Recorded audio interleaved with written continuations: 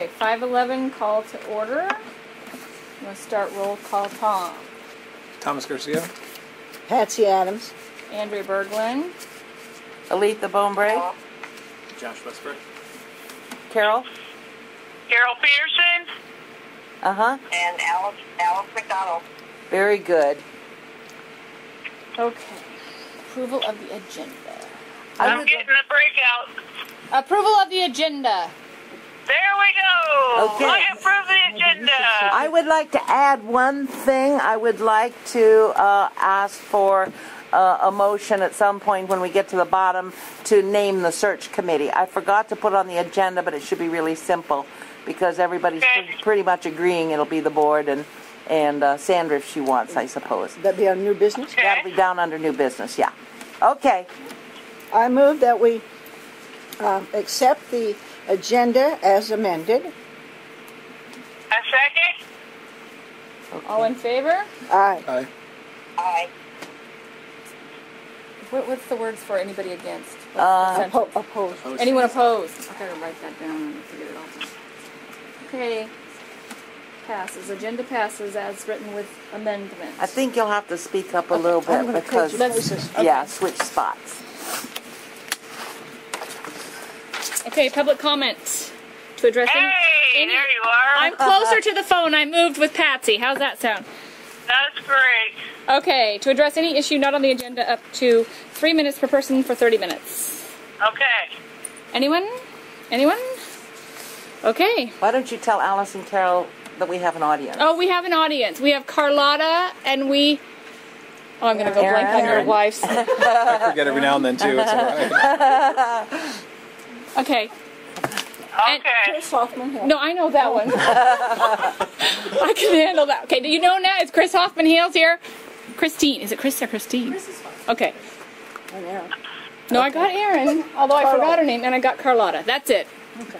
And All right. Flora. And Flora. In the front seat is Flora.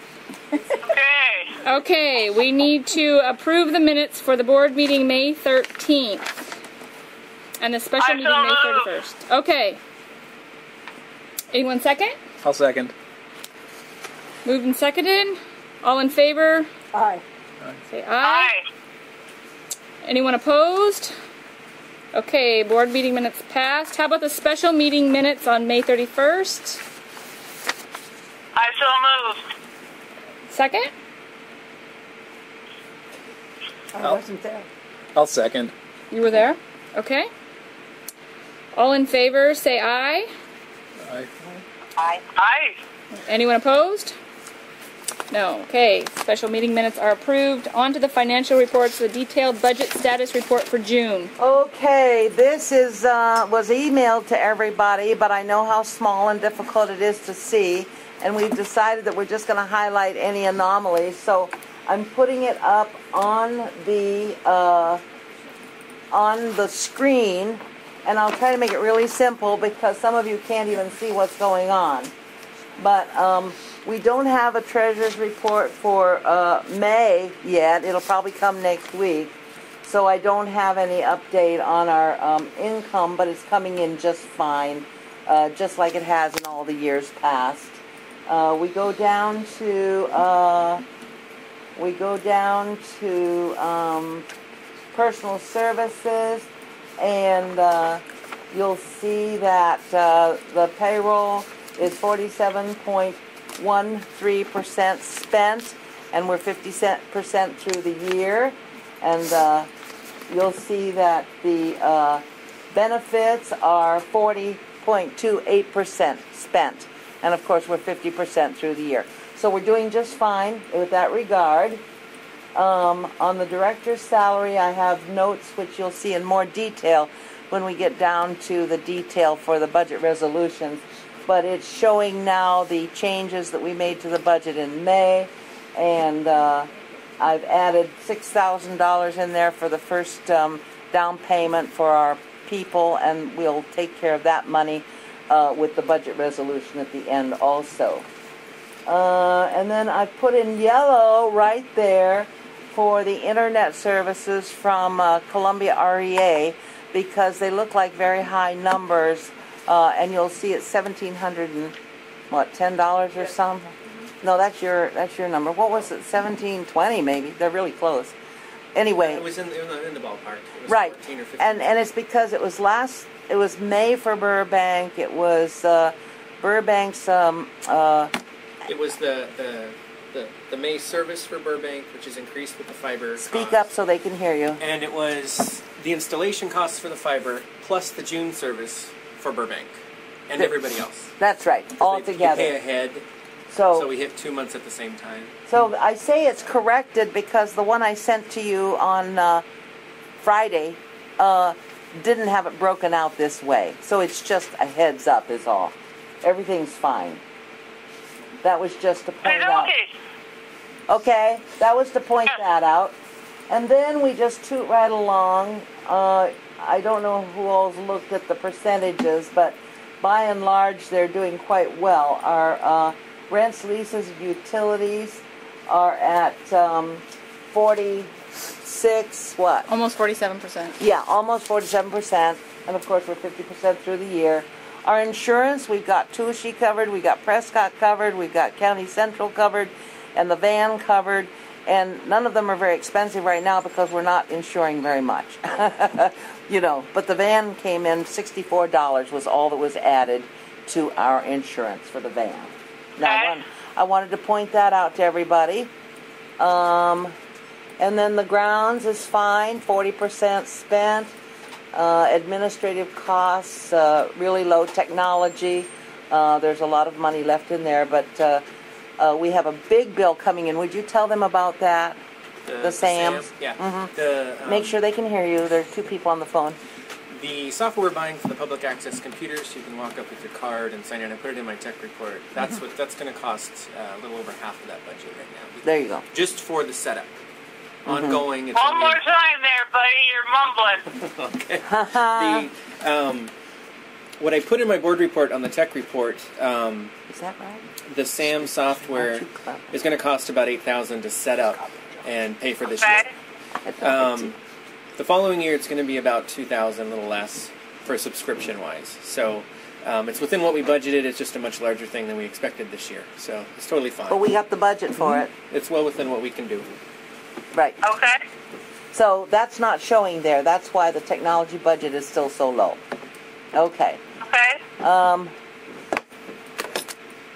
Brook Processing Materials is over, probably because we bought all of those Kindle covers. So we'll probably, either ignore it or adjust it down the road. But we don't need to spend any more out of it, so, right? Or do Yeah, because every now and then they'll need something small, like dots or... Yeah, Yeah. okay. Like the book. But I'm not concerned because that's subsumed under this collection materials So number overall, you'll be anyway. fine. Yeah, which Yeah. is So you're only 41% spent.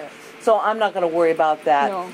The program events and so on, we're doing really well. It says 78%, but that includes all of our summer reading presenters, plus $1,700 is going to be returned because Chris had set up with a grant from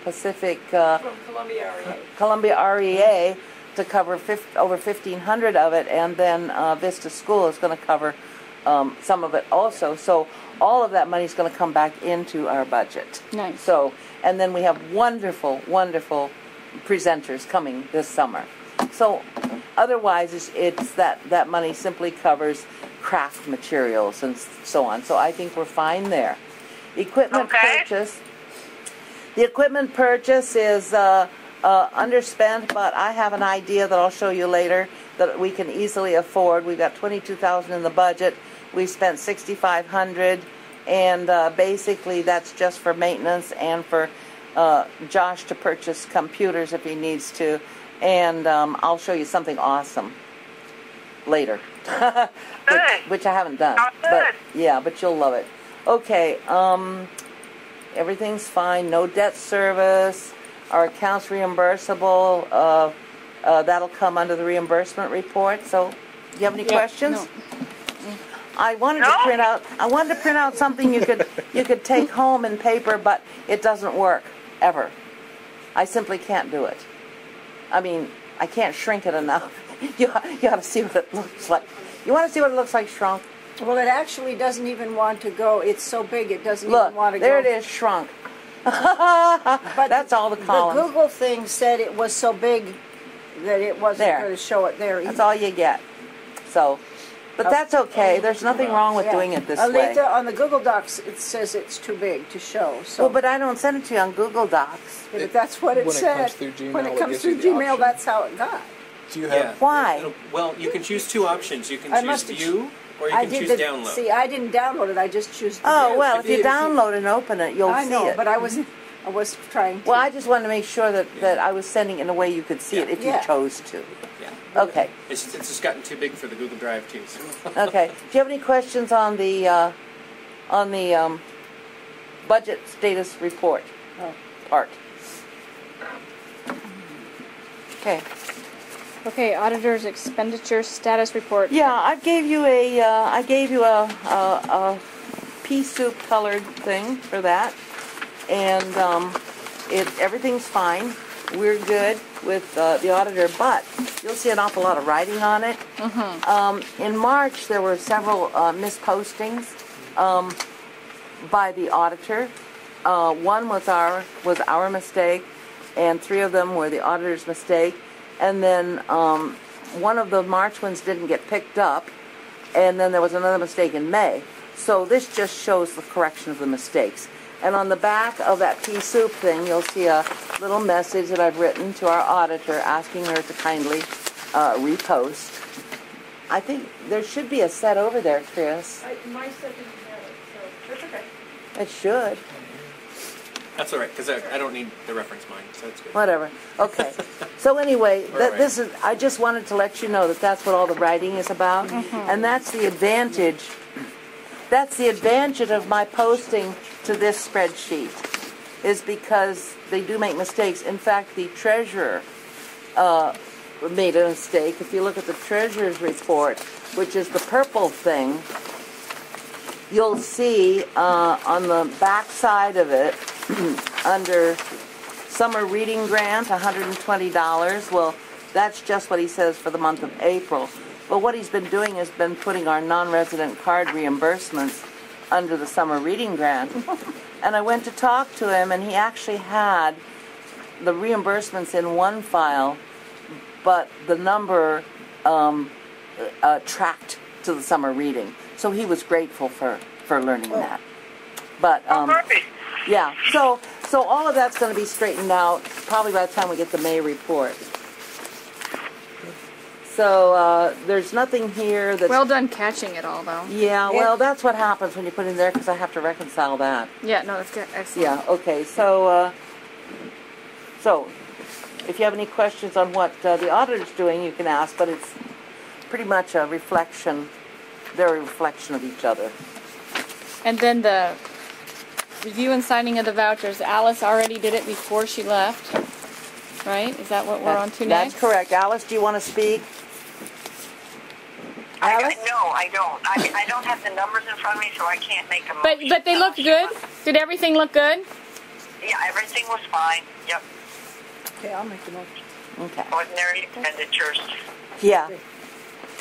Okay, I move that we pay the June vouchers numbering 369 to 437 in the amount of $87,674.75. And the capital expenditures vouchers numbering 438 to 440 in the amount of $25,669.37. I'll second.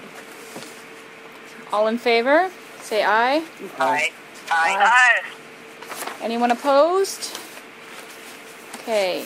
The vouchers numbering 369 to 437 passes to the amount of $87,674.75, and capital expenditures 438 to 440 to the amount of $25,669.37. Now we need to sign. Yeah. Okay. And this one. And then I will leave Now, that there. Alice and Carol, I can have you sign these before I take them to the auditor if you would like. I'll be back on Wednesday.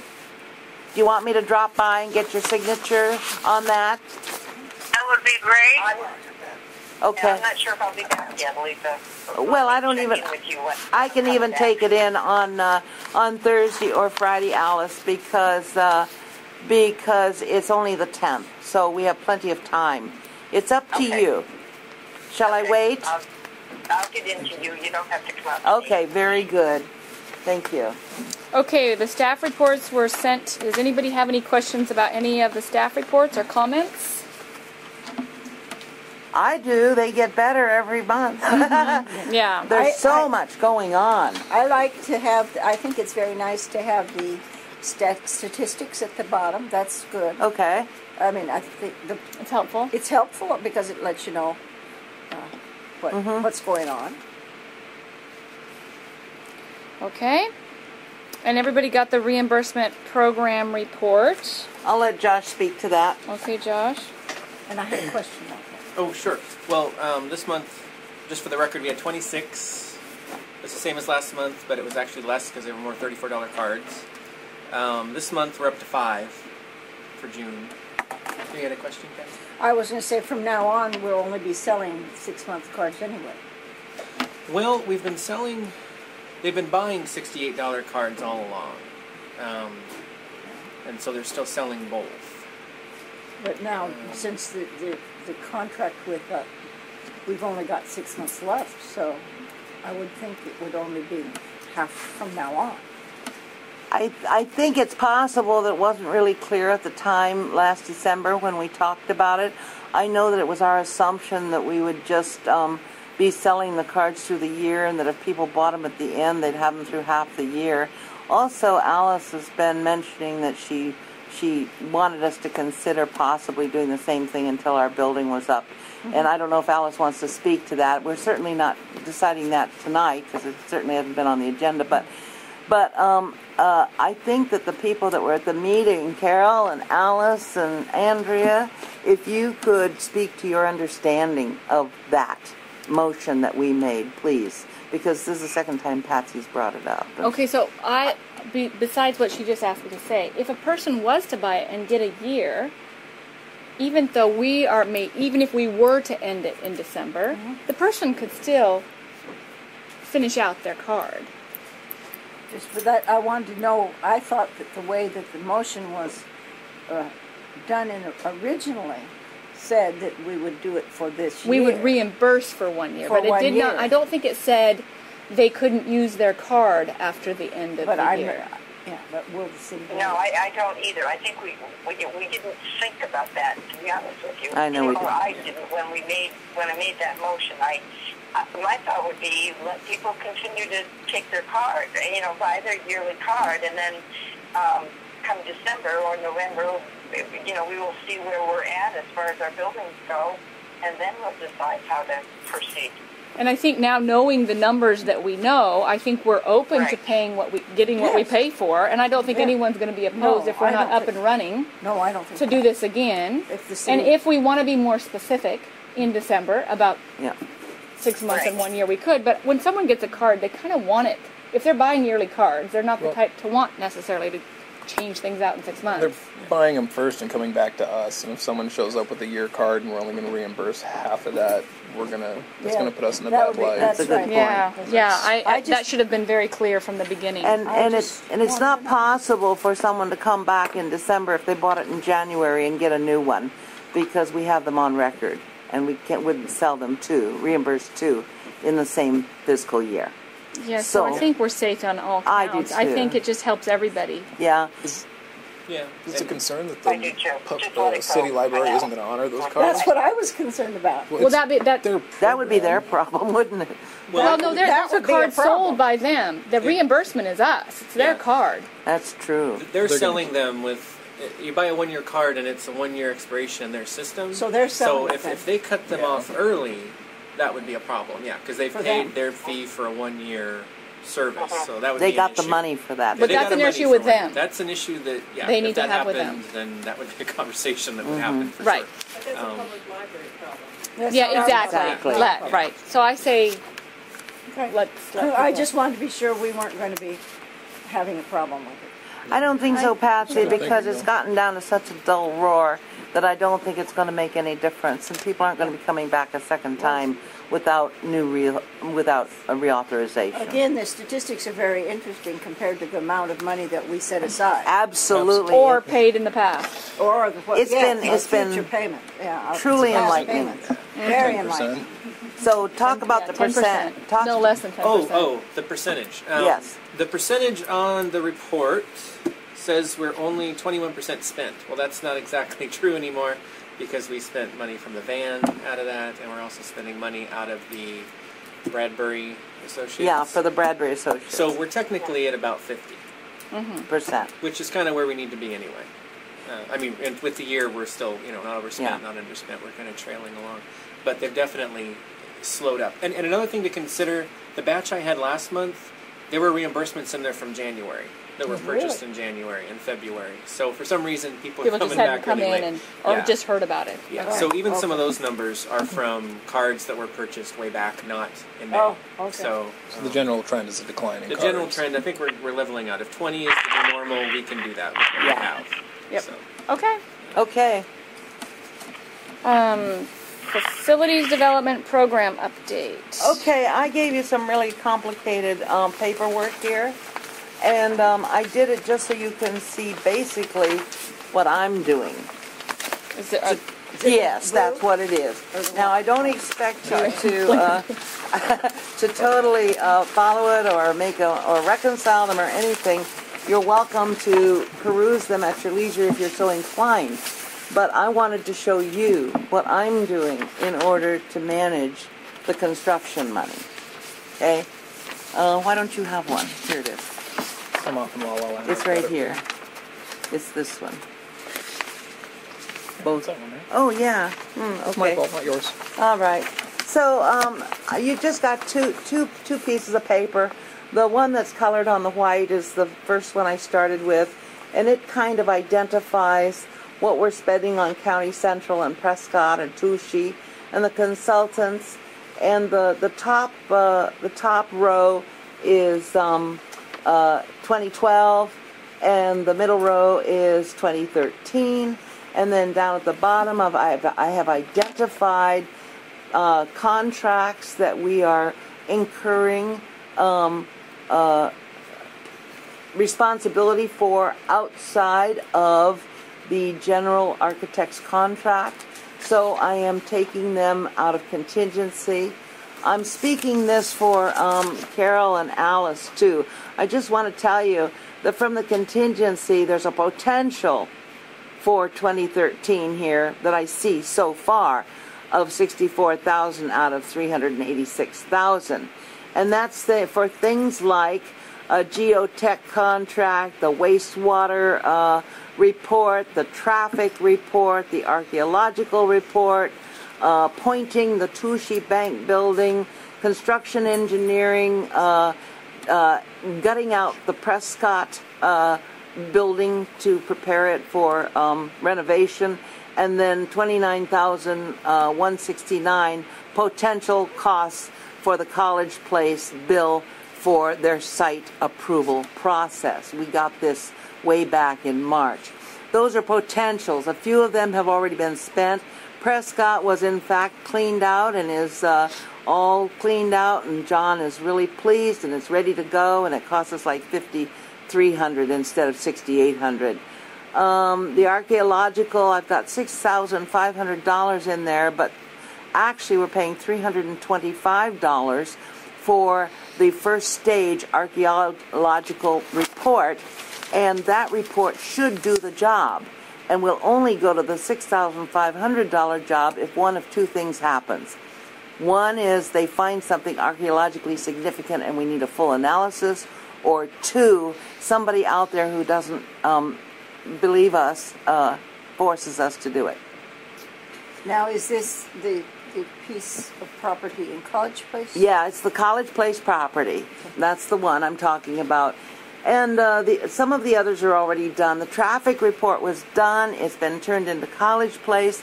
I just received a report today that they did accept the modest report based on the hard work that Anderson, Perry, and Kittleson did, and also based on the wonderful data that we gave them from my home library, which is a perfect mirror of the one we're going to build. And they actually accepted that because very little data exists, and so it was quite marvelous.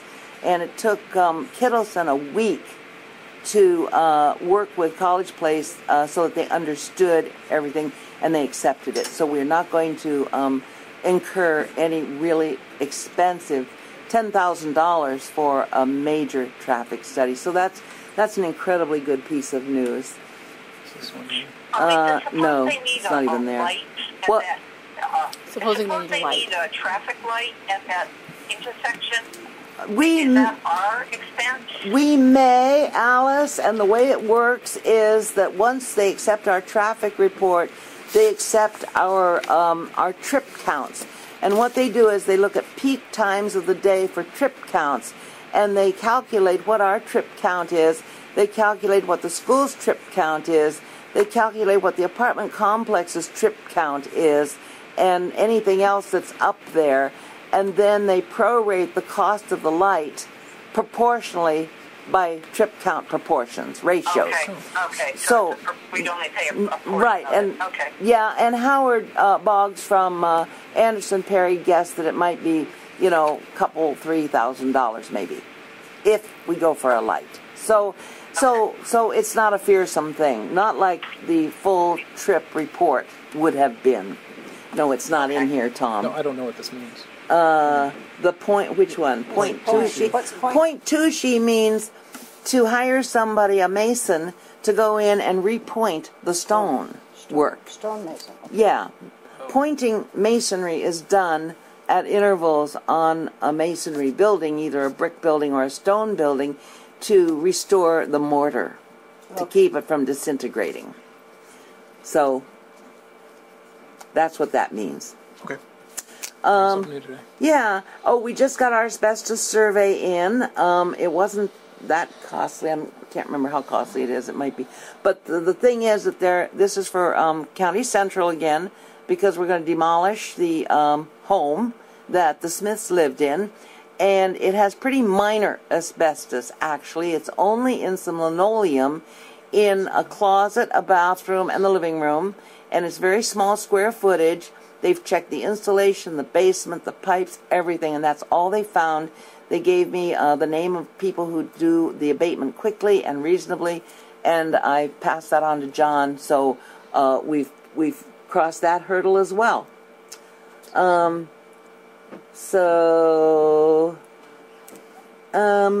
don't know. You can look at these numbers at your leisure. If you have any questions, you can certainly call me anytime or email me. But I just wanted you to see the nature of the business that's going on and what kind of progress we're making. And then on the blue sheet, the long, skinny blue sheet, on the legal size paper, it just shows you, I've divided it up by 2012 and 13 again. It's the same pattern. And we have the architect PC means pre-contract. The architect SD means something design, schematic design. That's all the work he's been doing that you've been seeing. And when you get to DD, architect DD, and down here you get architect DD and you get consultants DD. The DD is design development, and that is the money that comes out of that very large number that we have in our construction budget for architectural services. So we had two different budgets. One was for the architectural services, pre-contract, pre-DD, and the other is for the actual construction. So I'm separating out the charges against the two different accounts. And when you look at the budget, at the bottom, you will see the same thing. Right down here, architectural services, and then you'll see capital expenditures. Architect budget DD, and then we got land purchases, and so on. So that's how I'm tracking it. And if you want to get into it any more than that, I'd be happy to sit down with you at your leisure. But don't try to correlate the two, because I'm still working on it. Okay? Any questions? Any questions, either specific or philosophical? The architect, do we have the cap amount on how much? Yes, he gave us a contract for. Yeah, I remember that. But then the second phase, did we have a contract? I thought Well, it was just for the first no. one. Yeah, we contracts for both. He is writing up a contract for the second phase, Right. And it's going to be predicated on the actual numbers we get in for the construction. But it's I can show you. I've got about 12. Yeah, You've seen we it a never. million times. I thought we never negotiated the final percentage, whether it was 5 or 7. Or... It's not like that. I mean, okay, I'm going to show you. I'm going to show you something, and then you'll see what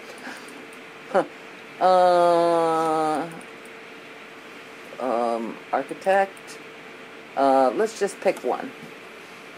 Let's pick one we've been working with, kind of. Let's pick this one. Okay, so right up here, you've been seeing this right along. And right here is architectural services. Now, if you divide that out, it becomes a percentage, but that's not really how he figures it. I think it's a percentage, but that's not quite how he does it. What he's done is he's figured out what his costs for himself and all of his team will cost. And for County Central, he's got $237. For Prescott, he's got about 40. 38, 40. For Tushy, he's got 40. For Burbank, he's got 75. And so you've got a grand total of 380. So when I show you these numbers, what's against the PC and SD as opposed to the DD comes out of this for the architect, and the DD for the buildings come out of this. And the contingency is what I'm using to pay for the off-contract stuff. Mm-hmm. So my question was, on this second contract that we hadn't finished, does he have a cap? Does he have a...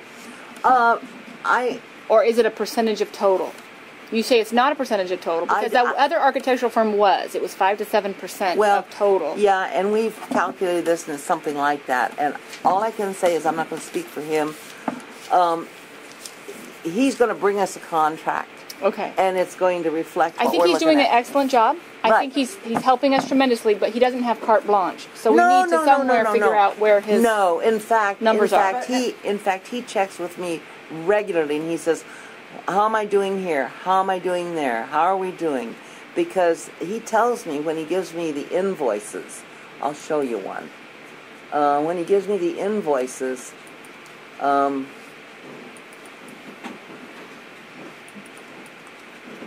let's take this invoice. This is a really big one. Oh, that's 12. I'm sorry. It's all right. You get the point. Yeah, but see, they're all PC and then program, which is what I've done on this big sheet. If you take. So you're looking for a DD one. Yeah, I'm looking for the most recent one, 513. Well, let's see. There's see the DDs, architectural services. Okay. These amounts are coming out of that contract. That one right there. Yes. Mm-hmm. Yes. And he's on this budget, and I've got him on this budget, and this is accurate. He comes out of construction costs too? Yeah. I thought that was... Yes. When it's DD, it's out of construction costs. When it's PC or SD, it comes out of that number. It comes out of this, architectural services. See?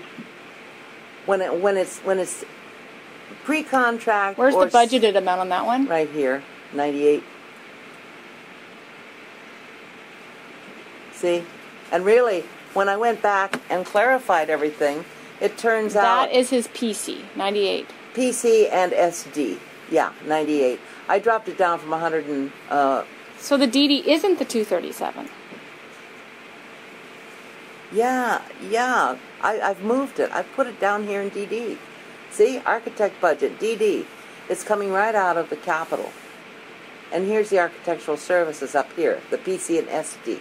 And here's the capital for the actual construction, and I've put in the architect DD budget because I want to be able to tell the difference between the architect DD and the actual contractor DD. I want to keep track of each of them separately so that I can make sure that everybody is attending to their own budget. Because otherwise we're just spending money and nobody can figure out where it's coming from and whether we're on target. Yeah, I get that. That's why I'm wondering why you would take DD out of construction costs and not architectural services right there. I did. That's added to. That's not in there. That's added to. No, this is the way it's always been. This is the cost of the building. It includes the contractor and all of his concrete and sticks and... Yeah, that right there, construction costs. That's construction. Right. This is the sales tax. Yes. This is our furnishing. Yes. That's is the contingency for what we didn't plan. And this is the architect's services. Okay, right. But you had pulled over to construction costs and said he comes out of that one. I'm saying this one. This whole... I got it. Yeah, okay. I'm so sorry. Yeah, no, that's fine. I get it. Right. That's how I thought it was. But when you pointed to construction costs, I started to panic. No. Because that it wasn't right included in there. If you go down to the bottom on construction costs, it's $380,000. $3,866,000. And architectural services is $380,000, so it's about 10%. 10%, which is high for an architect, but he's doing more than what the other ones were offering. He really is. Yes, but it is high. That is a high percentage. Well, so we have to not go over that. We have to keep that. We won't, and he knows it. Yeah. Because he's always checking with me. Yeah. And he comes up with some numbers, and I say, no, those aren't the right numbers. Oh, okay, I see that. Yeah. We're working. He's high. But we're getting our money's worth, but we don't want to go over that. No. Okay. Let's we keep sure going. don't. No, you're fine. Okay. So we are done with the PC and SD, though. We spent our entire... No, actually, if you look at the budget, I mean... Where are we at on PC and SD? On this one sheet, I've got us with $23,000 left, but that's starting with a higher number. On this sheet, we haven't spent as much. And on the budget, I've got us only spending $45,000. So the thing is that whatever's not spent on PC is going to pull right into... Yeah. Yeah, no, as it should. Okay. It's not going to go anywhere else. Not to vans, not to nothing. It's before construction. No, pre-construction. Yeah, pre-construction and schematic design. Oh, schematic design. And the schematic design is clearly what he's been doing. The blueprints. Yeah, and all the engineering that goes with it. All of that, right. So it's very complex, but I wanted you all to see what I was doing to manage it. So not much should have come out of this one yet, though, because we haven't started. Right. Right, okay. Except for, like, I don't know, a wastewater design. That's not schematic design. That's not schematic. That's part of the construction. Okay. So. What is DD again? What? DD? What's DD? Design development. Okay. That means getting us to where we have the bid documents to go out to the contractors. It's a lot of alphabet soup. It is. That's after blueprint. That's right. Once the blueprints are completed. His blueprint. Yeah. Yeah. And essentially they are, except for the little ones. Okay. Okay. I think we're past facilities development. We're on to correspondence, is that correct? Yeah, I don't really have any correspondence. Really? Okay. Fabulous. I think we should all clap. Okay. Unfinished business, executive director search. Right. June schedule. Yeah, look at the blue thing, which I have sent out to, probably not you guys, but to the staff. And, yeah, I did send out to you when they're coming. They're coming on June 26th and June 27th. And I've been working with them and with trying to work with the board and the staff to set up the meetings and touring that they request. And on the back side of it, you can basically see the schedule. I sent this out to our staff today. That's what you're looking at here. But at the bottom of the front side, it says, here's the tentative schedule I've given to the Bradburys. Wednesday, 9 to 10, Burbank meeting with all Burbank and Vista Hermosa staff for a focus group. And then from 10 to 11, visiting with the management out there, touring the facility, visiting about the nature of the community, leadership goals, expansion of facility, and so on and so forth. Wednesday at 11:45, we're going to be in Touchy, and they're going to see the Touchy branch. They're going to meet some Touchy friends, and I'll drive them by the Touchy land and show them what we're up to. And then somewhere, 1, 2, whatever, we will have lunch. Either they'll take a break from me and go get some lunch, or I'll stick with them if they want me to. Wednesday afternoon, we're going to run by the property in College Place. It's their desire to visit with me at some length at the service center and just ask me about budgets and all the kinds of things that the director actually is responsible for. So that'll be Wednesday afternoon.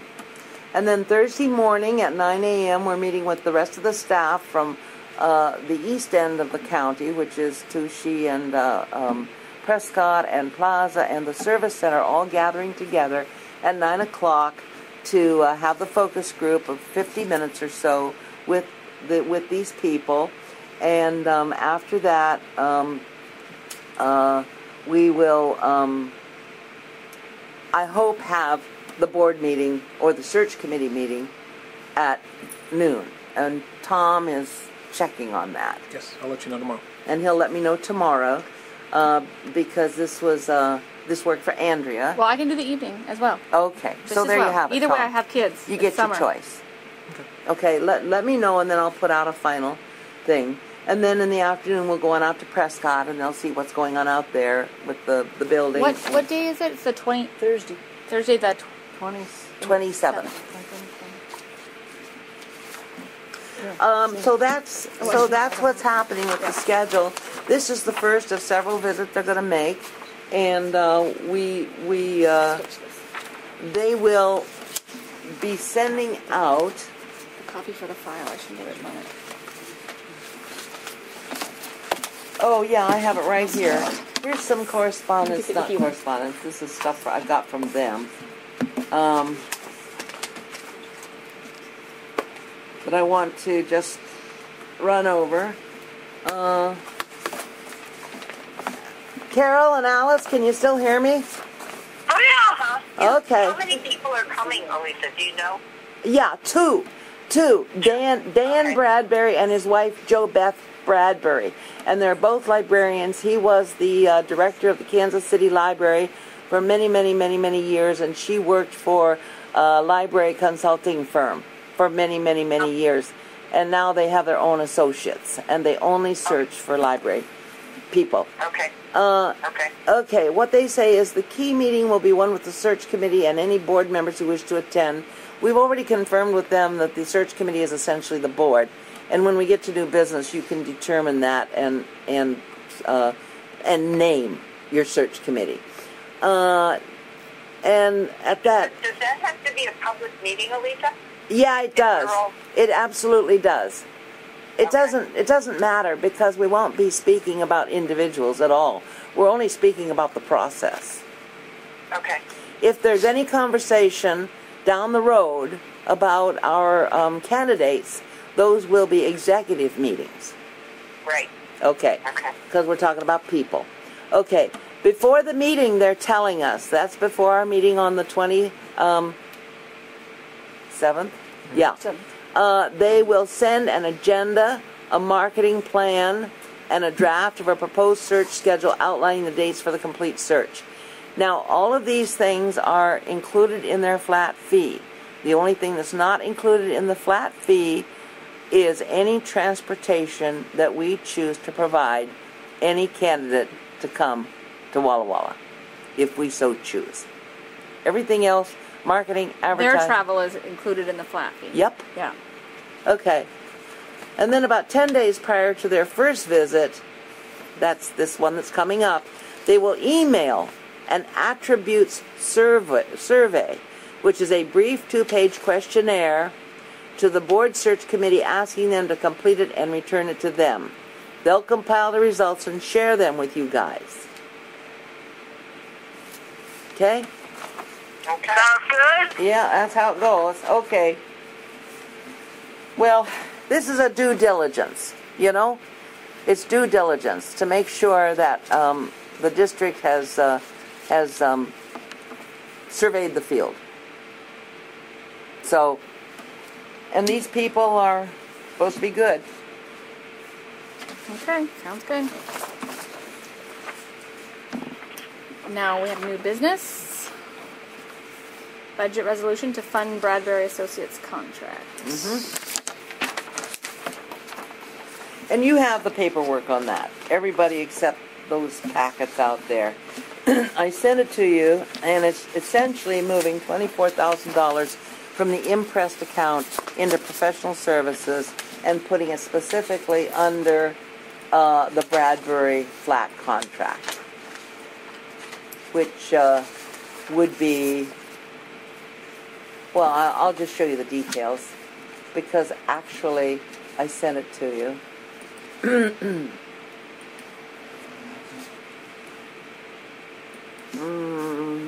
It's so much easier when you...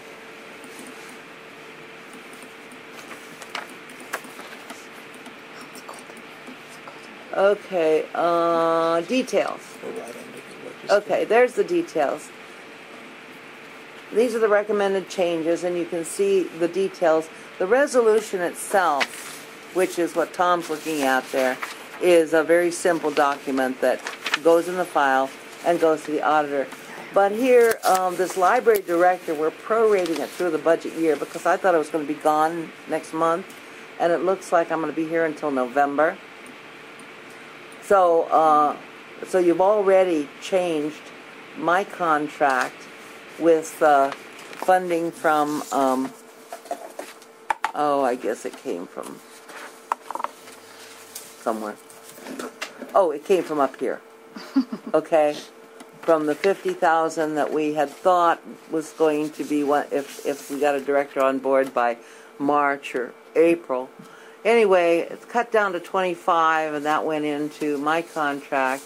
And over here, I say that there's $19,000 not required for the director's salary if that person doesn't come on board until November, because there'd only be one payroll in December. And then if I'm here till the end of the transition, there would be about $35,000 additional through December, and the difference between what's available up here is about $16,000. It's currently there in the benefits budget. If we run out of money, I stop taking money. It's okay. But if you look at my contract, which is somewhere else, you'll see that it goes by the not to exceed $106,000 in 9 months, including mileage. You can see here that my average for this year is $92.35 per month, and that includes all my mileage. So we'll just keep following this, but I'm not switching anything here because we don't know how quickly this decision is going to be made, and so this money would be backed up if it were done sooner, because you guys have the option at any point to change the process, shorten it, or whatever you want to do. Okay? So I'm just asking for $24,000 to come from the impressed account, leaving $40,000 and moving it up into professional services to cover the Bradbury Associates search contract. Okay, then we don't have to read the resolution, or we nope, have to read all you have to do is you can read it into the record. Somebody can read it into the record if they want, but the motion is there for you just to adopt the resolution. And I've tried to be more specific this time, Andrew. Sorry. I move to adopt Resolution 2013, number 5, in the matter of transferring $24,000 from impressed account to professional services for the purpose of funding the Bradbury Associates contract for the executive director search. Okay. Any second? I'll second. All in favor say aye. Aye. Aye. Aye. All opposed? Anyone opposed? Okay, so the resolution 2013 number 5 transferring $24,000 from the impressed account to professional services for the purpose of funding the Bradbury Associates contract for the executive director search has passed. Okay. Why don't you do the search committee next before we go into that last item, which was what you and I talked about? Okay. So let's do that next. The search committee, because it's also under new business. Who had? I emailed you about including Sandra, and I didn't hear from you. I talked to Carol about it. She thought it was a pretty good idea. She'd be a community person that knows a lot about us. Mm-hmm. So my recommendation is just to make it the board with addition of Sandra and to include Ruth Metz should we need her at any point. Because we don't really want to use her unless it gets sticky or something. Because she costs money. Yeah, I don't think we need Ruth until we come to that. That's fine. Just leave her out of the mix. Yeah. I mean, I think she would have valuable input, but until the end, if we get down to one or two and we don't know how to decide. Precisely. We may well be able to do it without Ruth's input. And Sandra knows a lot about us. I mean, but do we need that? I mean, did anybody talk to her? Does she No, want, she came back. She's coming back today. Okay. So I think the way I phrased it when I emailed everybody was, if she wants to. So if you think she'd be an addition to it, you could make the motion that way, and then name the committee.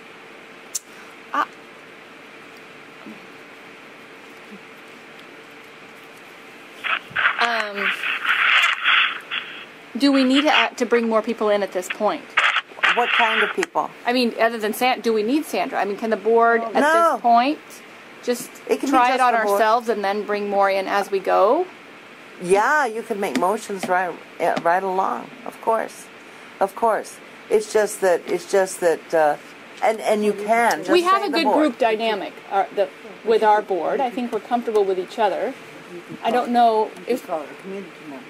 I feel as if the more people we add, the more opinions we get. Okay. So I don't know if we want to add people or not. Well, that's fine. What do you Alice guys and say? Carol? Hello. Yeah, I think the same way that the five of us can show up most of the time. At least at the beginning, that's probably enough. Yeah, I think we should try it at first, and if we need to call in more community members or other people, we have resources. We have people we can add in. Right. And it's very easy to make a motion anytime if you so choose. I would agree. Okay, so let's just keep the board for now. Make a motion officially naming the board as the search committee, if somebody would, please. I move that we make the search committee going to be comprised of the members of the trustees for the Rural Library District. Perfect. Second. Okay. All in favor, say aye. Aye. Does that include Josh? No. No, it's just the trustees. Sorry. Trustees. No. The staff does it in a different way. But the staff can give us input. Yeah. But we're the search committee. They can give input anytime you ask them to. Yep. But it looks like the Bradburys are going to be working with the staff. Yeah. They are going to be working with the staff. The search committee is the decision-making body, and the ones that have to work hard to evaluate any applications. Yes. And if we need help from other people, we can get opinions all day long. It's just that we're the search committee. Correct. Okay. Yes. All right. Sorry to interrupt. No, it's all right. So there was seconded, right? Did Yes. Right. Okay, so is anyone opposed? We already got through the aye, I think. Okay. No one opposed? Okay, so the search committee is the board at this point. Should I show you that awesome thing I wanted to show you before we get into that discussion, or do you want that under announcements and adjournment? Some awesome thing. We like awesome Keep things. baiting us with the word awesome. So Yeah. I want to see it. Okay. There is this week only. We saw this. Chris, me, Laura, and Virginia. We all saw this at the convention.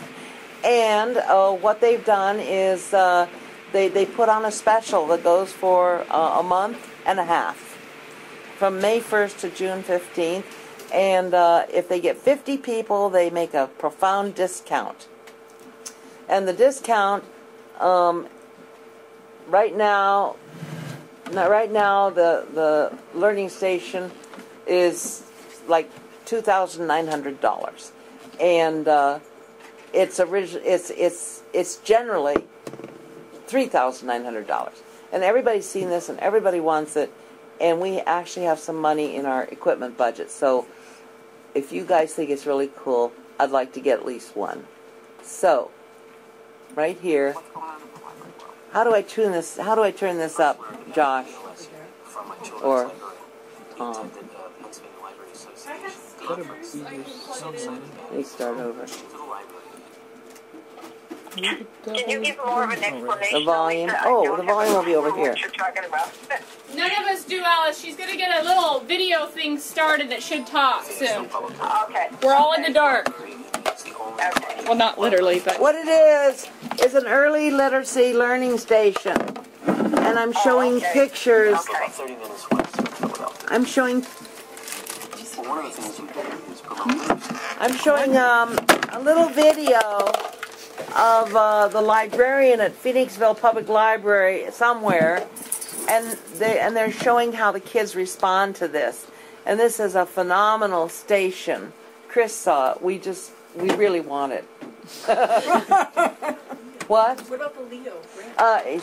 She won't get that grant written in time because the window closes at the end of this week. So we can still get more through the Leo grant. Okay. That's what's happening with that. Now? At least, Does it Alice. stay at one branch? What? Can you Does it stay at one branch? Yeah, it would. So what I'm hoping is that at least one for Burbank, and if possible, we could actually probably afford one for Plaza as well. And then we could, Leo is looking at writing grants, or we could budget in one for Tushy and Prescott when they are expanded, so that, and they have the space for it. So that's kind of my thinking on this. It's okay. Have we got it now? We're still horsing around. Okay. What the guys are doing is working on speakers so that you can hear. Okay, whenever you're ready. Okay. Josh got They helpful may, after I you know, climbed all over the Alice floor. usually has her iPad. Can you Well tell done, them where to get gentlemen. it? Okay. We can send the link, yeah. We'll send you the Their mascots. Yeah, it's on YouTube, Alice. The Phoenixville Public Library is a library in that it's the only Carnegie library in Chester County. We're about 30 minutes west of Philadelphia. Oh, Philadelphia. Well, one of the things we do is promote literacy, in particular early literacy, and in doing so, we prepare our very young children for their early education. Libraries are becoming more and more of a community center, not just books. Phoenixville really is on the cusp. It's got to be, to keep up with what's going on in the library world. I first learned about the ELS unit from my children's librarian. He attended a Pennsylvania Library Association conference, and he was so excited about it, he came home to the library and told us about it. So we asked to have a demo. And what really intrigued me was when the demo was set up, it was like a magnet. What's interesting is they think it's entertaining. We know it's educational. One of the first things that you notice is that the kids gravitate to those stations immediately.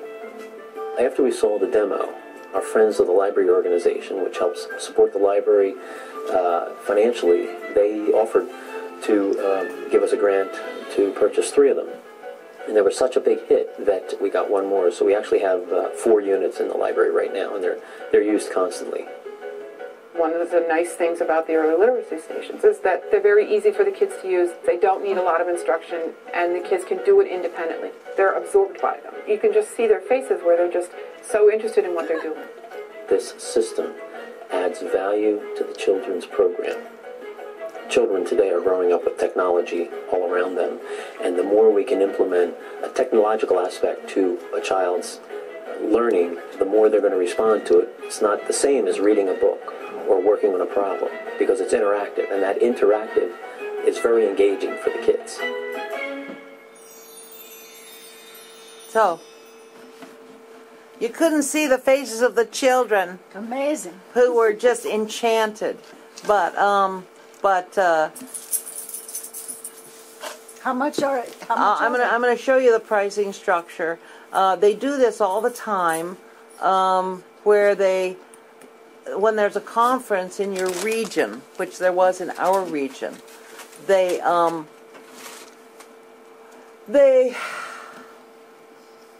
put out a special, and they have a special group purchase volume discount, multi-state. They're the states right now. You can see they're all in the West, from Alaska to Wyoming, and the open window is May 1st to June 15th, and they don't offer the discount until at least 50 people have signed up for it. The 50-plus level has been reached. So I got this email this morning. The deadline for this special is the end of the week, and now I'll show you the price. I emailed her, and I said, please tell me then what the deal is. And so now I'll find her Wobel. Go back, and the deadline, that's this morning, so that might be it. Okay, she's talking to me, and she's given me, okay, there we go. And this is our price if we get one or more than one. Okay, so the list price for the early literacy station is $3,900. And, okay, that doesn't help. Oh, there. 26. Volume discount, 50 plus units, $26.78. So that's $1,300 less than what you would get if you just went and bought it. Then are you going to buy the extended plan? The what? The extended plan. The warranty? So how many how many pieces of software come with that, and what's on there? It's just what it is. Chris, can you help me? That email that you had listed how much software was in it. That email you had. That's what they do at the school. You get some dollars online, and you get. This email. No. I don't know if she does in this one, but the one that you had opened before, I was reading. All right, let's go back. It says there about a Y splitter and stuff. It's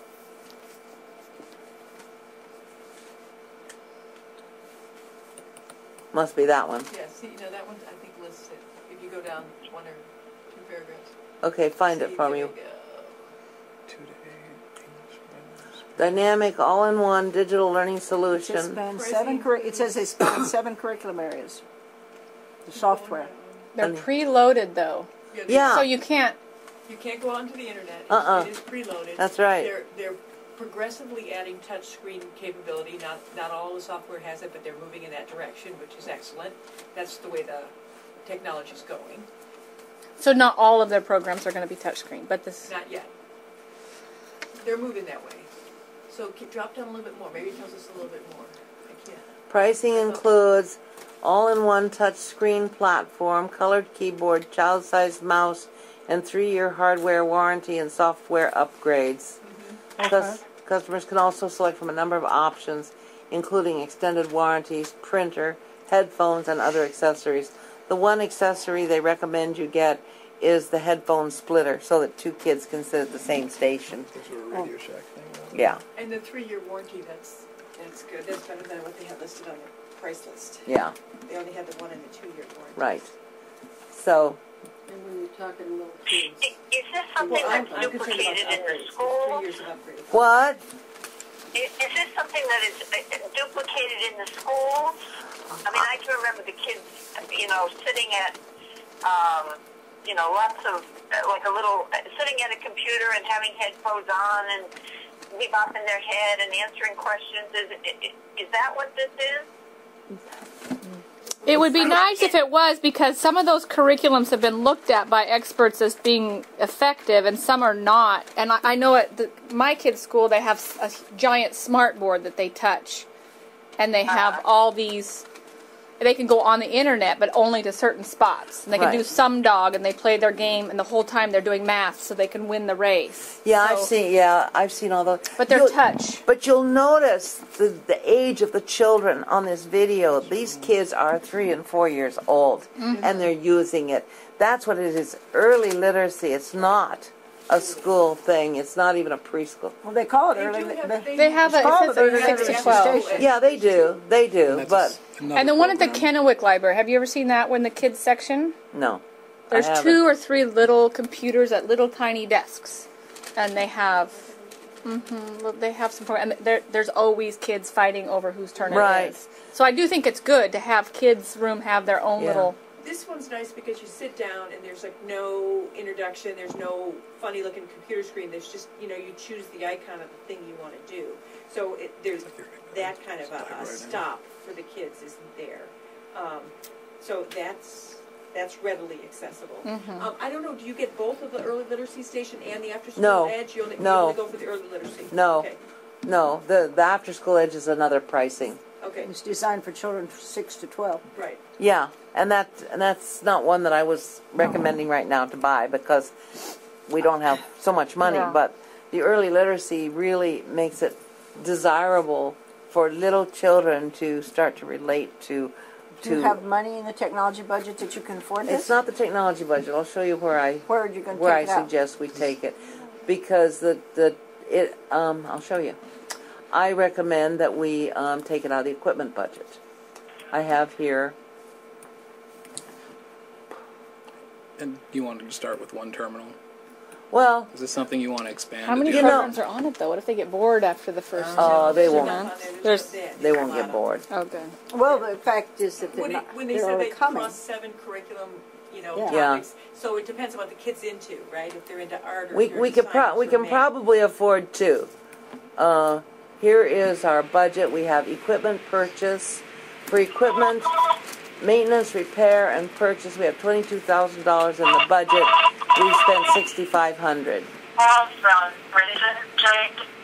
So we're at 30%. Is that we're what at that 30%, yeah, and we don't see anything on the horizon. I mean, if we bought 2 of them, it would be like another $6,000, and that would put us at $12,000. We still have $10,000 left for an emergency.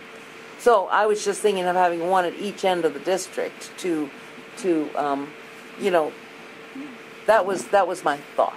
Well, as a kindergarten teacher, it's really fun to look at those kids' faces. That was amazing, and they're so young. But I see it as a draw. Mothers would bring their children to the library to play on it. Yeah. Is it called AWE? Yes, it is. AWE. Okay, okay. Yeah, Tom? Well, if the benefit of the machines is there, and that's what, with no time to research or look into it, if you see a benefit and we have a benefit and it's there, it's placing them in the district that we're going to have. Where are they going to make the best impact? In a way, we researched it because 4 of us talked to the people at the conference, and we used the stuff, and it was incredibly hot. Well, so as far as impact in the districts, is this something that would be housed well? We've let the professionals choose these things. You think? With the small children and the bilingual households. I think that is it bilingual? There was a bilingual. There's a bilingual, but as far as communities that need to be served. Well, some of them look like they're visual and they don't have any words. Yeah, they might be. It's early literacy.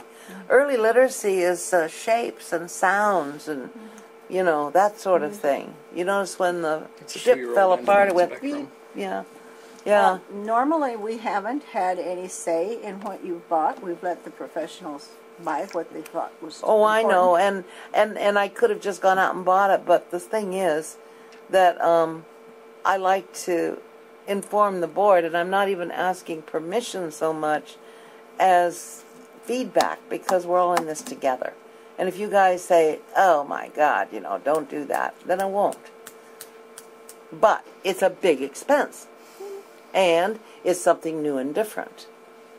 And I really, really, really wanted the board to either have buy-in or skepticism. Do you have to keep buying programs for it?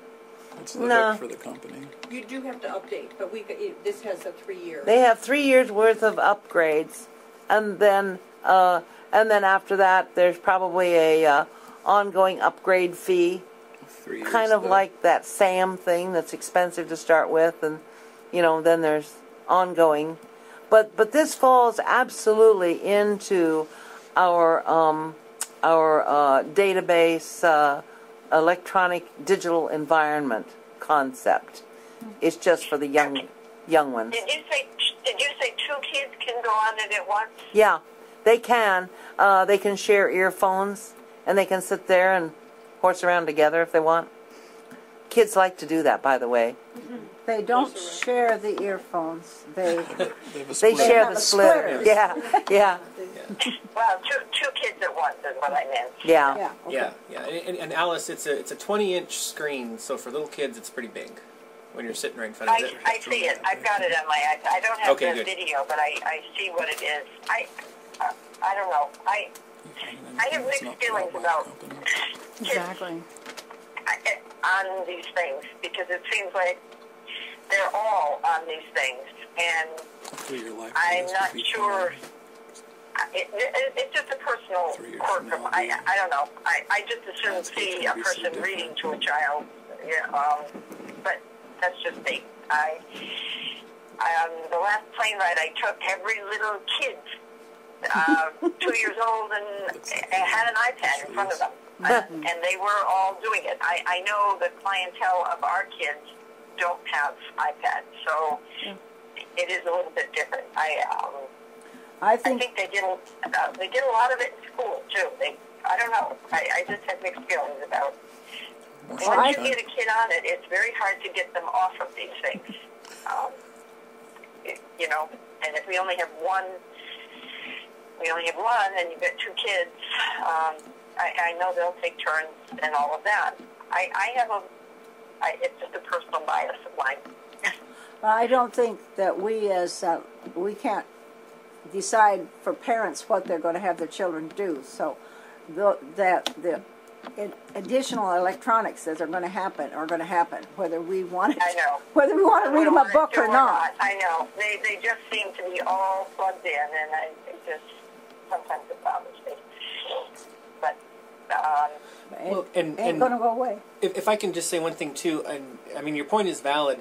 I think what we do at the libraries a lot. I know the other day I was in Burbank and you see Virginia singing with the kids and doing hands-on things. I think there's a lot of things we do that augment simply having a computer the kids sit at and poke for 3 hours.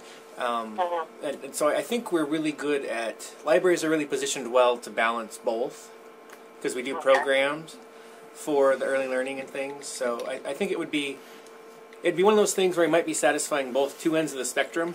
But anyway, that's just a thought too. Okay. And we have nothing like that in the library at this point. No. Correct? No, not other than kids sitting down at our existing computers and going to Nick Jr. or something like that. Or our tumble books. Yeah, we do have our tumble books, which are just stories. Okay. Now I heard Tom's mentioning Vista Hermosa as That being... was so the thing that is it a valuable resource for the library, and then where can it make the biggest impact? And that's if it is going to be a valuable and I don't electronic or a print or otherwise, it just has to be a resource that the community is going to be interested in. And kids will gravitate towards the screen, and it doesn't matter what's on it. But if it is valuable for the kids in our community, and then I just want to make sure that if we do get 1 or we get 2, they go where they're going to have the biggest impact. Okay. Or we travel them or something. Because once they're anchored, they're anchored. And Do they travel? I think they could travel. I think they could travel. I mean, that's a Josh question. I mean, it's a matter of you setting Well, it looks like He it's These are for Yeah. toddlers. Because they're standalone, They need to they're know not that they're there, internet though. connected. Yeah. Oh yeah. Toddlers are not reasonable. Yeah, It's good alright. point. If it's there, it should always be there, I think. You just need... But it did look like I mean, I think you could make it be an event. I don't know. June is the month of whatever. I don't think she's talking weekly like our week. No. I think, what Yeah. if they were there Quarterly for 2 or months something, and then they moved to the next library for 2 months. And then it would always be new and exciting every time it came back. It wouldn't get burned out at one. Well, there is the option and we too could of getting test it in more each market. through grants and Yeah. things like that. Yeah, if it it's really a perfect, pans it's a out. perfect grant thing. It's a perfect grant thing. The floating around, I mean, based on what I've seen in the picture, it looks, part of the selling points is that it's self-contained, and you don't have to have a techie to do anything but hook it up Plug it to in. get You don't even updates need a and plug it in. We have So one, though. it could be really, you know, you don't need me, just pick it up, plug it in. No. That's how it's supposed to work. So it could be, as long as you've got space somewhere, that's our premium everywhere. But we're It facing is. that, It's- so. Yeah, the space is a problem. That's the only reason I mentioned the two that I did. But we do have space down at Vista now. The new tables are there and the chairs. Oh, the tables and chairs, it's beautiful. And just the additional kind of gathering space is wonderful. There's a lot of people in that library in the afternoons and the evenings. I like the idea of traveling it into each market and seeing how it's received. We can look at communities that already have resources too, and that's what you look at. If it's going to be something that the kids already have access to through school programs or through other community programs, then it's got a lesser impact. Right, but this particular thing is not even for school-age children. Well, yeah, but there's other early literacy programs. And Tushy doesn't have a preschool. There's no preschool in Right. Tushy. At all? Walla or Tushy were already served and to the gills on everything, then dropping it here isn't going to have a huge impact as Prescott or Right. Plaza. Yeah, so... Well, it depends, too. Hi, We have the most Carol preschools. here. Carol? Yeah. What is the worst case scenario? We blow $2,600 Twice. Well, I think that the worst case is we didn't have our homework, and there's other options out there. Yeah. And there's a smart board for $2,000 that kids can touch and interact with, and you can use the internet and have interactive applications that aren't just made by one company. This is one company that makes, and you're dependent on them for updates and however much they charge you. So to me, your worst case is you didn't do your homework and you picked the wrong system. But do we need a system like this? I think so. I think it's fabulous. And so I don't think we should jump into it with too many of them. I think we should try it with one, see if we like it. It's not going to be the last time they have a deal. I'm sure of that. Fine with me. So try it with one or two, and Move if it we around. love it and the kids love it, but we need to know what the fine print is in 3 years when they're wanting X number of dollars for their proprietary software update or whatever. I never liked that one company thing. So that's my opinion on What's okay about worst that case. is 3 Well, years from now, that's when we're why done the with one it, company landscape's thing gonna has be such a different. nice offer. Right. Because they can hook you in and then forevermore you are stuck to their system for their software. Whereas if you're using internet and doing SumDog and all that, although it takes more of our tech person, but you get a smart board, you can use it for the community, you can use it for business meetings, you can use it for board meetings, kids can touch it. I mean, my kids are completely literate on smart boards. They know how to do all that. So I think that's good for kids to know in our communities, especially rural communities, when they go to work and they have to go do a presentation on the smart board and they've never seen one. So I'll be the rural kid from I don't know what a smart board is. there you go. We got a problem. I think we need to look don't. into a smart board too.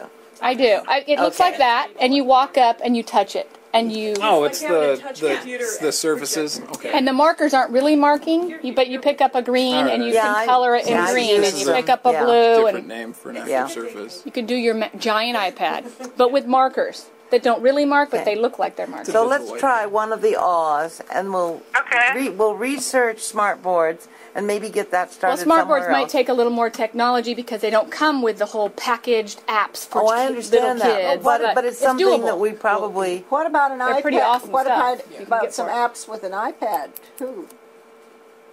I mean, if You you're could going do to be looking preloaded apps or Yeah. preloaded. Yeah. preloaded apps. I'll say this about smart boards too. The ESD 123 has trainings all the time, and even though we're not on the K20 network anymore, they still keep us all on their mailing lists. And that's the thing in schools right now is we got this on a smart board, we got that on a smart board. So if something like that were to happen in the new branches where we've got space and meeting rooms or whatever, there's Jack Morris at the ESD, you know. Could do a training for... Absolutely. They're not hard, though. I think they're pretty no, intuitive. You walk up and touch it, and it does something. Yeah. The flip side would be like what you were saying, the installation and the training of staff and all that stuff. But they're always, I get their agendas all the time, and they're always talking about smart boards. So there's always stuff, vendors coming that want to talk to the schools and all that. So there's resources out there. I'm better off, I think, we're better off using something that can interact with all different companies' softwares.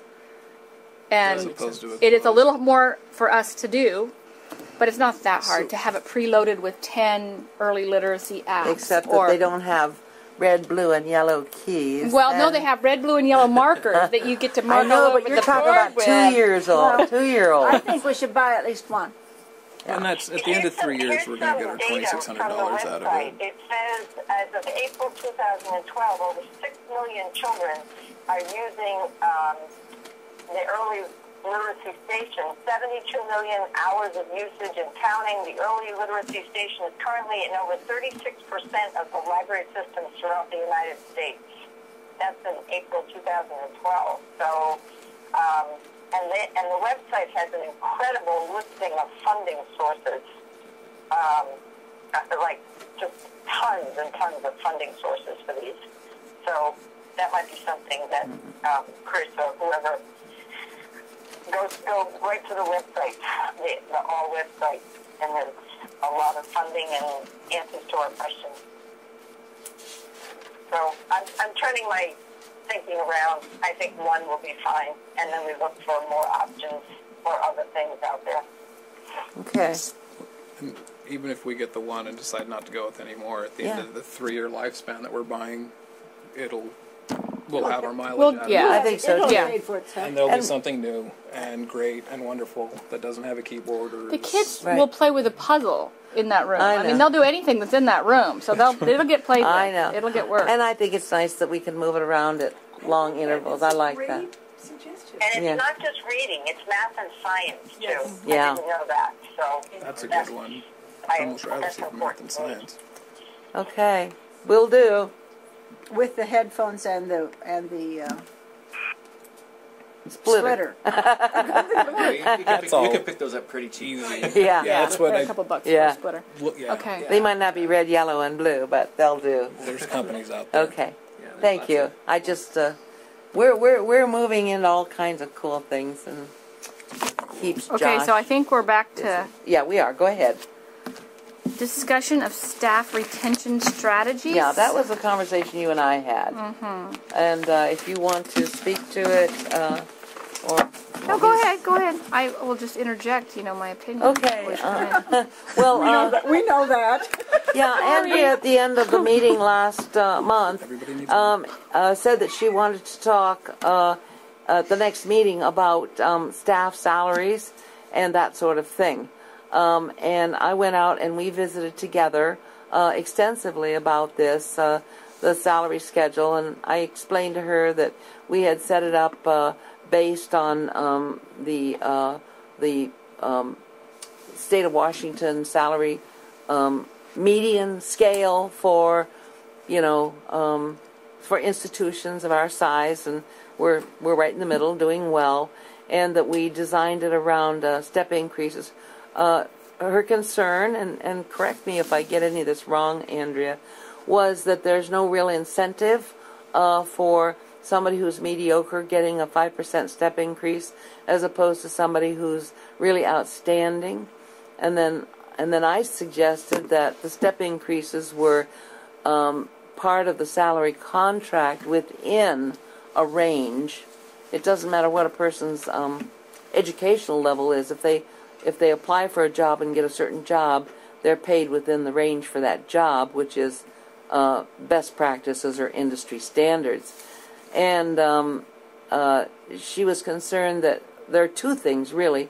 One is if everybody got a 5% automatic, then there would be no reward for excellent in service. And I explained... And also you get to the top, and if you're not ready for the next job, you cap out. That's right, and that's the second issue. That was my other problem. Is that you cap out, and she said, what's to keep a person in a job?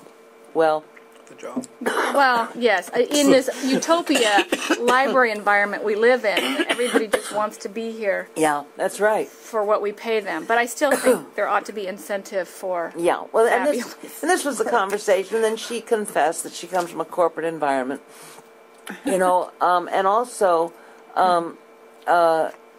we're public service, which doesn't preclude things like this, but we have no measurable goals. Measurable in the sense that somebody outsells somebody else, or somebody brings in more clients than somebody else, or somebody, say they're an attorney or something, they bring in more billings, or there's nothing measurable that you can say this person outperformed that person. When it comes to the 5% increases, a person who is being evaluated annually during this step process either gets 5% or nothing.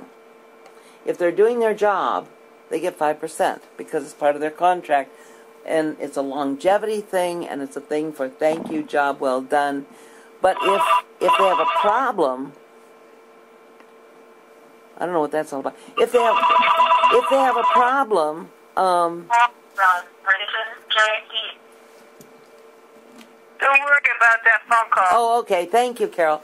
So if the person is not performing up to standard, they don't lose their job or anything. They just have to wait for their step increase because they're not performing the job at the level that it's expected to be performed.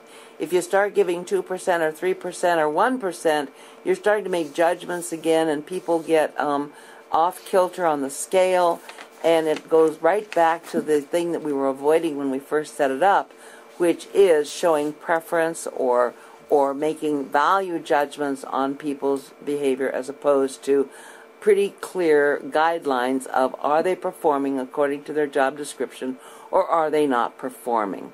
So having increments between 0 and 5% is not done, and it's really inappropriate. So Andrea and I got to the point where we were saying, well, what in the world do you do? And I was saying basically, well, you get to the top of your scale and you get the 1% increase, which is all the state of Washington is allowing your budget anyway.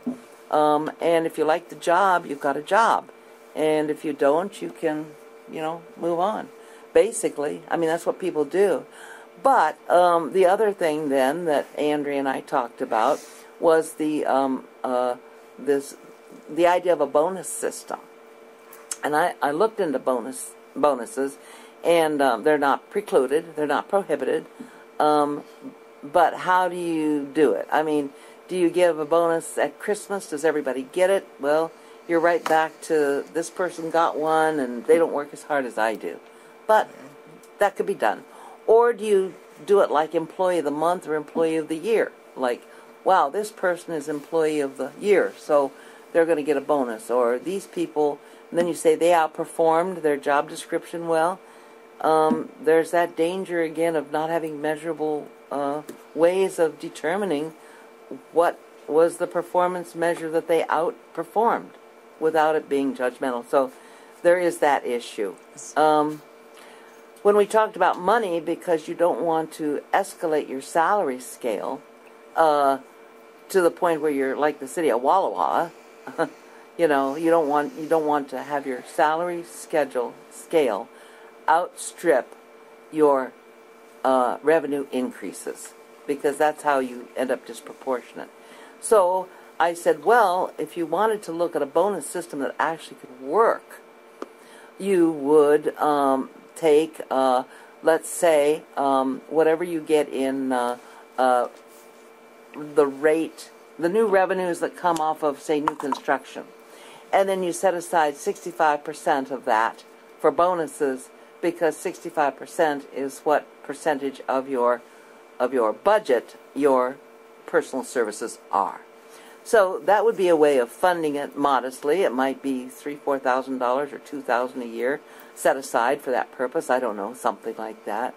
But it wouldn't be built into the salary schedule per se, so it wouldn't throw it out of whack. So basically, basically, I set up the salary schedule based on how it's pretty much done throughout public service on the West Coast, anyway. And and then Andrea talks about incentives for performance and that kind of thing, and I'm not opposed to it personally, but it would have to be done in such a way that we didn't slip back into that place where we were, people were vying for, and what more can I say?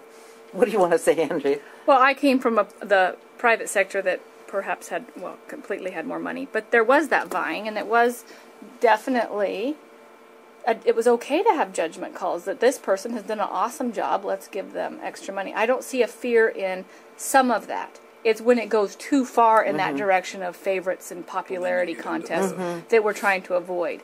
But I don't think recognizing 1, 2, 5 people a year for going above and beyond will pit everyone against each other or make morale low. I think that incentive is good for people to feel like they can do a little extra and above and still get something. Even if they're capped out, they have an incentive to do a little more. Or how do you deal with issues between your full-time and your part-time? Everybody. For educational purposes. What's that? So how about a small pot of money that people could apply for to take classes or to... Yeah, I see Aaron. Aaron's really... My head's going to fall off here, nodding. So, but someone that's not interested in further education or has 3 or 4 kids and can't go to class, then how... They're out of it? I don't know. Not anymore. I mean, you could take your... online. Separate issues. You could take your bonus and use it how you wish. Well, and another, what pops into my mind is we have a very, very small staff, and there's not a whole lot of people in the same category that have the same responsibilities. You could have someone who works 15 hours on a circ desk that's never going to, quote, perform like the person that does outreach 5 times a week. They're not spotlight that pops jobs. into my head, because we don't have 20 people at this level and 15 people at that level. We've got 14, and they all do. But if you're at the circ desk and you only work a few hours a week, but people are coming in and asking for that person or commenting how nice they are, you've done your 15 hours well, and you know who those people are that have done their and a $100 bonus to them is huge, because more so than even the people making a fixed salary and making more. Yeah. I remember being a student and getting a bonus and thinking it was, the biggest thing I'd ever... And I think that's important in retention of employees. I think that carrot is good. Go ahead, Tom. Speak into so everybody can hear you. If the concern is that they'll hit their 5 years, top out, and then move on, that might just be what we have to accept. Yeah. If we have young people working these jobs for 5 years while they go to school, the idea is that they will someday leave us. And as long as we keep backfilling that with good people, we'll be okay. It's when we get that staff that have stagnated and are at that 5%, and then the morale starts to drop, where they've topped out at the 5 years, not 5%, and the employee pool stagnates, and then you've got that bitter, I need more. Right, because there's not that many spots in this small community, small system to put everybody when they've capped out. Well, or they're a tech person or a circ person that doesn't want the next level. Libraries are very notorious for there's not much upward mobility. That's right. You get a library degree and you become a director or a big branch manager, but otherwise there's just this big wad at the bottom and a little thin lane at the top. We've also, another thing to throw in here is we've completely changed how we do evaluations. Now we're doing, you're evaluating yourself. What do I think are my 3 to 5, accomplishments for the last year? We're putting it on the staff to set their own goals for themselves that they bring to us. And, I don't really supervise anybody but Larry, but it's a different mindset of what can we talk about? What can we do to make your job, you more successful in your job?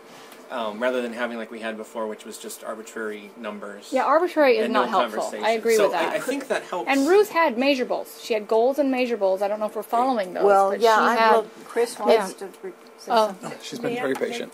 Please.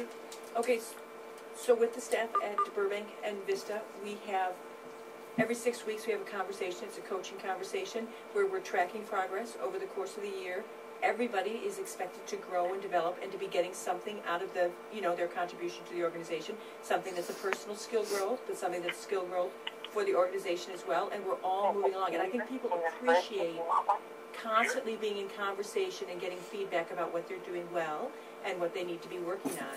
And it's like, it's a team approach. And so that when they get the review, that finishes that conversation and sets the stage for the next year's conversations.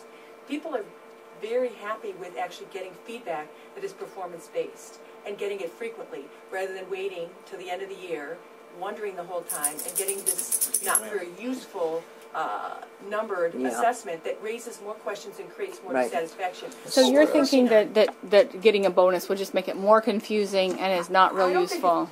People like to get paid well, and I think we've set that up, that they're getting paid well, and that's clear, and they can see a progression, and that there's these steps. That has been a tremendous improvement for this organization. And then we added this layer of a different approach to performance. And everybody who works here wants to do a good job, but they need guidance sometimes, and so that's what we're doing. We're having these ongoing relationships and conversations to do that, and people are happy with that, and people do say. So there's no reason to add it then. I don't know. Yeah, people say, You might, something to keep on the have radar some, if we notice. I think Alice has a point. You might have some scholarship type opportunities. Well, that's go ahead. huge if you want to do We something like that. we do, and we have a very healthy training budget, and we're very, very generous in sending people to conferences, and that would be where you should put the money, is into that pot, so that people can say, I see there's this training opportunity for 4 days in Minneapolis. I want to send Jean to this book blitz in Florida, and she would like to go. And it's costly, but it's an incredible intensive cataloging for people who've been doing it. And if we put the money into training and let people opt, they will be thrilled. Well, if it's in an area that they want, that's how it should be. It shouldn't be just because I come from a completely different mindset and well, I think industry. It's a great. I was just worried about what happens when you cap out, or what happens when you're all three. And Joe Blow sitting right next to you is a slacker and gets the same 5% you Well, the do. slacker won't, though. If they're a slacker, they'll be out the door. I would have done well in that environment. That's what I was talking about, the new evaluation system. Because if you end up with that situation, or you've got the, quote, slacker sitting there, then we've got some kind of slip in management that that person's not getting inspired enough for the right job or something, or they're just on the way out. Yeah. But I think Aletha's right, where when you have that conversation like Chris is talking about with those evaluations, that's where you can say, well, hey, we put you into story times. How are you doing? Well, I don't think I'm doing really well. Well, let's find you some training. Or let's mentor you with someone else, that kind of thing. So I think there's more indirect ways of rewarding people by training them and creating, more job satisfaction. That's what ideally a slacker would never cap out. Yeah. We would flush them before There's they not got anything in the system to stop that. Yeah. These value. What do you do if we do have someone who's doing the marginal work over and over and over again? I mean, like, ideally to me, they would never cap out. They would. Well, send that's along with right. that. If it's marginal. Chris, what happens? So you have a conversation, you set performance goals, and then you track them, and they either improve or So, as long as the the one that's over them does their homework, That's right. it's all right. That It works. takes It a lot of does. fortitude in a manager, so that's something we have to It's part of the support job. as well. Well, you Well, if remember they're that awful, when you- it's a little bit easier. But when they're just When they're, When it's in the middle, you're skating by, That's right. that's Well, should all be shining stars as But well. as mean, long as we- you're having those conversations like Chris is talking about, and things, and you're touching base with someone, and you're directly managing them, you're probably already going to know. all right. So let's not make a problem where one doesn't exist. Let's move on. okay. We are Running out of paper. running out of paper. My drawing's over. So yeah, next meeting is July 15th is what, the 3rd? It's the third Monday? It's the third Monday, because the 8th is too early for Jean. We'll have no bills, really. Yeah. Essentially, it's just way too early. Okay, 3rd Monday. So if that works for you all, I will be bringing my children in the summer as normal. Where are well, we going to of have it? course. Where's it going to be? That's up to Okay. the team here. Where have we had them already? We've had a Prescott and Prescott, Burbank here. Prescott, Burbank, and here. So what's that leave? That leaves. We can go back to Walla Walla or Vista Plaza. or That would be a treat. Plaza is a problem during the time they're open. There's not a lot of room. Well, yeah, it's pretty, yeah, because they're open till 7 every night. But I'm always thrilled with Burbank. And What area are you concerned about being at? next, Next, where should we go next, Carol? Well, Vista. why don't you just come on out to the house? So, Are you prepared to entertain all manner of strays? this is pretty good. I don't entertain anybody.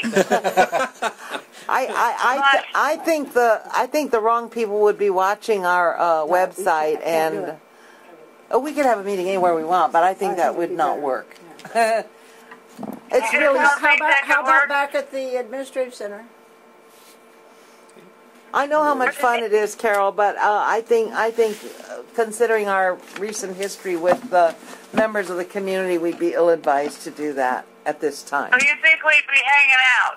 I'm afraid so. Afraid so. Okay. Yeah. So I was just trying to find a place for the kids to play.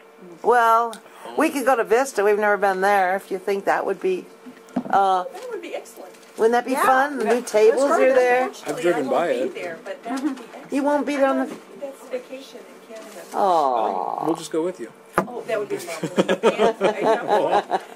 We got a van. Hey, we can all Road fit. trip. This is We have, close. and when do they close? What time? They're not open Monday, so They're not open Monday. you'd have the whole library to do whatever you want. Okay. All right. Let's do it that. Okay. Nice. We are at Vista. Vista. July 15th, 5 o'clock. Meeting adjourns at 6:52 today. How about any announcements? Anybody got anything you want to say? Oh yeah, announcements. Did I skip that part? I appreciate being able to do this via phone.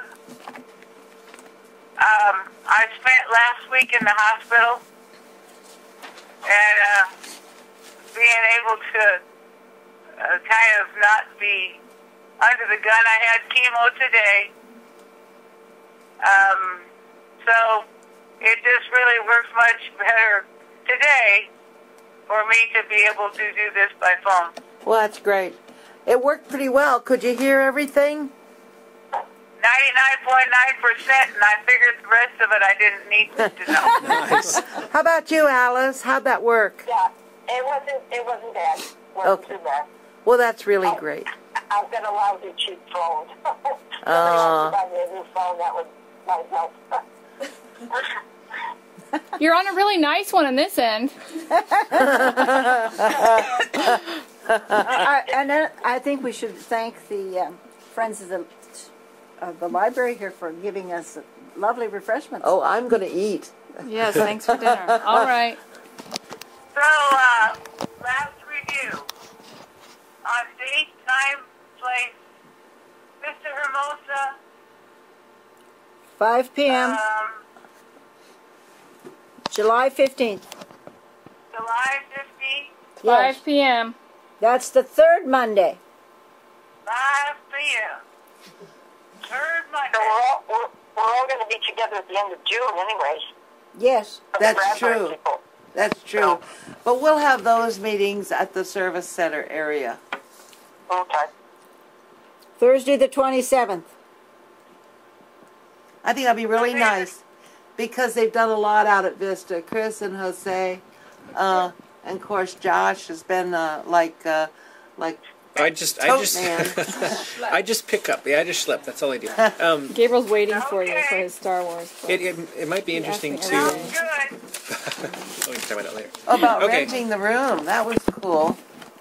Yeah, we rented an adjacent room in our space from Coachman's for $100 where we can put up shelving and Yeah. have the books that are coming in. I wondered about that when we were in there Yeah. the last time, if they would rent. Well, the room space. they're letting us use that meeting room for free. I knew they did. We needed to store some stuff, and we wanted to put up shelving so That's that good. we could absorb some of the good books and keep them waiting for County Central. So. I got room for a cargo container on my property too. Move we adjourn. Oh yeah. Okay. There you I go. don't have a cargo container, but I got room. Okay, I'm signing off too. Well, how about See we you all just put a later. library? All right, thanks. Bye. Okay, thank you. Bye-bye. Bye, guys. Thank you. Bye-bye.